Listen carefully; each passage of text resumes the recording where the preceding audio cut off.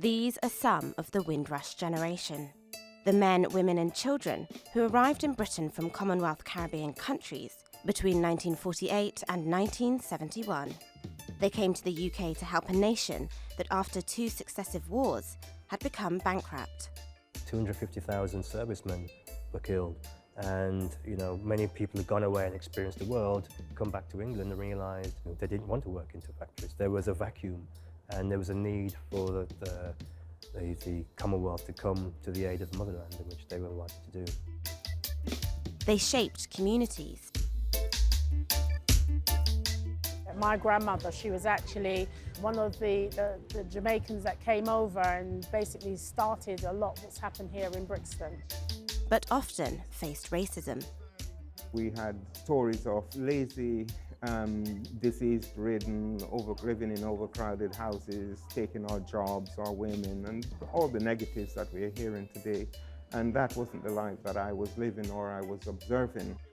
And now in 2018, many are being told they may no longer remain in a government scandal that has rocked Britain.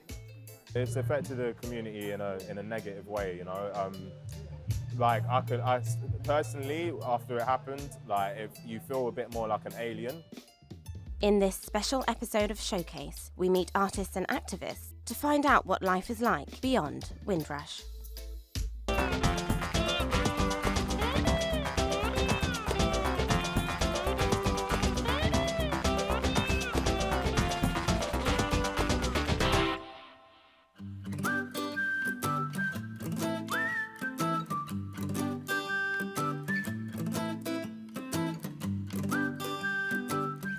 In June 1948, after 30 days at sea, the Empire Windrush steamed down the Thames. The 500 Caribbean migrants would have a profound cultural impact on communities from Brixton to Birmingham. And 70 years on, I want to know how that culture has filtered through creatively. And as the government comes under increasing fire for its treatment of Windrush migrants, how are people expressing their feelings about the scandal through art, music and photography? The 70th anniversary should be a time of celebration. But for the last few months, the word Windrush has almost always been coupled with the word scandal. According to Oxford University's Migration Observatory, there are an estimated 500,000 people living in the UK, born in a Commonwealth country and who arrived before 1971. The Immigration Act of 1971 gave them indefinite leave to remain. But the Home Office didn't keep a record of those granted leave to remain. And in 2010, many Windrush migrants had their landing cards destroyed. Thousands have potentially been affected by the government's so-called hostile environment regarding immigration. This has resulted in protests and a promise from the new Home Secretary, Sajid Javid, to resolve the situation as soon as possible. I want to start by making a pledge. A pledge to those from the Windrush generation who have been in this country for decades and yet have struggled to navigate through the immigration system. This never should have been the case, and I will do whatever it takes to put it right. Today, I've come to Brixton's Windrush Square. It's one of the places in the UK that's been most influenced by Caribbean culture.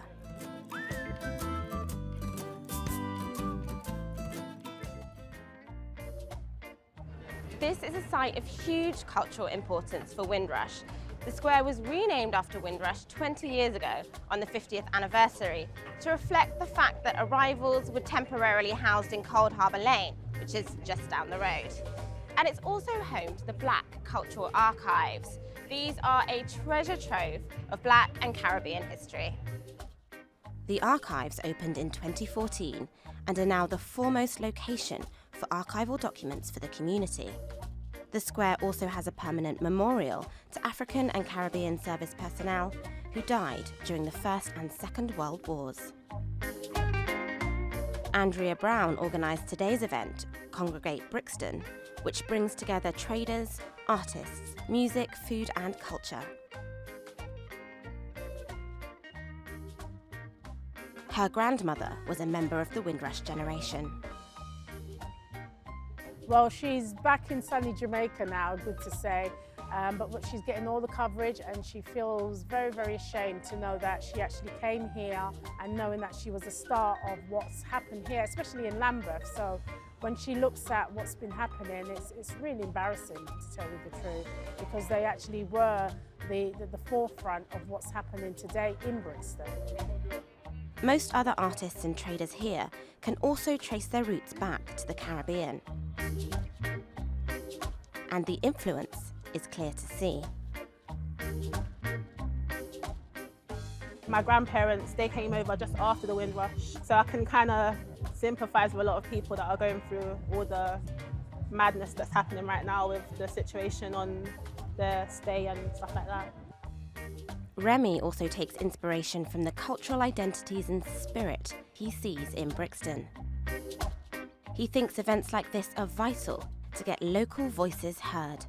Personally, after it happened, like, if you feel a bit more like an alien, do you know what I mean? Like, you feel like, especially after a lot of the back of what the government have done, in like cutting youth centres, cutting services, like they all affect our community, like, and we can feel that. So this is like almost like the icing on top, do you know? So like, it's up to us to come together now and to make our voices heard. Music is a huge part of that, with many DJs and MCs making a name for themselves.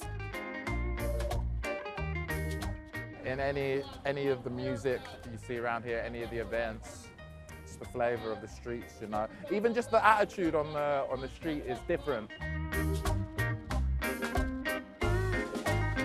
But Brixton isn't the only area known for its Afro-Caribbean community, and it's not the only place celebrating 70 years since the first arrivals docked in the UK.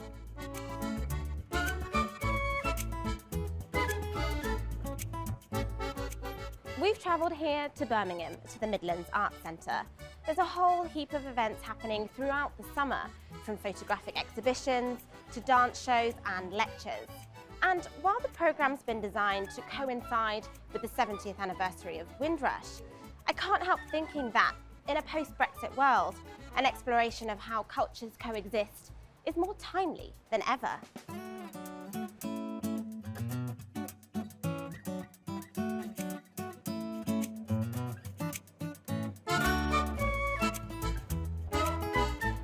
Deborah Commode is MAC's artistic director and the curator behind Beyond Windrush. Art centres, I always say, places like theatres and galleries, we can make safe places for unsafe conversations sometimes. And that conversation comes through in a variety of media, including this performance by Phoenix Dance Theatre. Windrush is really a significant piece of work. We celebrate 70 years of the Caribbean immigrants coming to the UK, having arrived on the SS Windrush at Tilbury Docks. For Phoenix to be telling the story, it really is a Windrush of its own in a way, that whole reincarnation of what it's like to be a migrant working and being successful within the UK. The dance performance captures both the struggles and success of the migrant experience. The idea of duality, of belonging and not belonging, of triumph and despair, of the Caribbean and Britain. But Beyond Windrush as a concept started with local photographer Andrew Jackson. Because his parents came in 1958 to Birmingham, and they were part of the Windrush-generation, and we thought it would be really interesting to explore that as a piece of sort of social history as much as an art project. Andrew understands duality all too well. They leave one space where they have a defined identity. They come to their new country, and in one sense they want to hang on to who they were to keep that sense of tradition and memories and links to family and people who they love. But they're in their new country now, and they have to construct a new identity to fit in.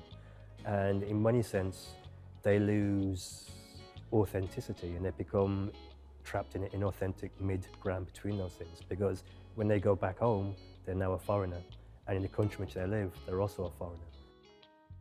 The project is intensely personal, inspired by a time when Andrew's father in particular was unwell. But in the current political climate, it's also widely relatable. One of the byproducts of, I guess, the recent political shambles is that there's a focus and a consideration that these people were asked to come here. You know, they were invited. They were British citizens coming to the motherland. Britain was broken, bankrupt after war. 400,000 people were killed during the war. There was a vacuum, and there was a need for the Commonwealth to come to the aid of the motherland, in which they were invited to do. Andrew is one generation removed from the direct migrant experience. Another photographer exhibiting at MAC is Vanley Burke. He came over here when he was just 15. His work, Council of Voices, intermingles a photographic collage with domestic objects from his home country, Jamaica. I think art is very important in telling the story of any individual. I mean, we've only to look at history and to see sometimes some of the only thing that represents a people's existence is the art that they left behind. But it's normally whose story is being told in the art and who's telling the story. And I felt it was important that we as a people participate in the whole storytelling. We were never in a position, if you like, to tell our story. His work is a patchwork of different experiences, emotions, and moments in time. The writers have written many pieces around this. Visual artists and other people have, poets and so on have added their voice to, the whole argument about the Windrush and its effect on the racism and its effect on the people, and also their contribution to the building of Britain. The recent government scandal has brought Windrush to the forefront of Britain's consciousness. 70 years have passed since the first Caribbean migrants landed here in Britain. And while there was racism and adversity, there was also integration and inspiration. Nowhere is that more evident than in the art of the Windrush generation and their descendants.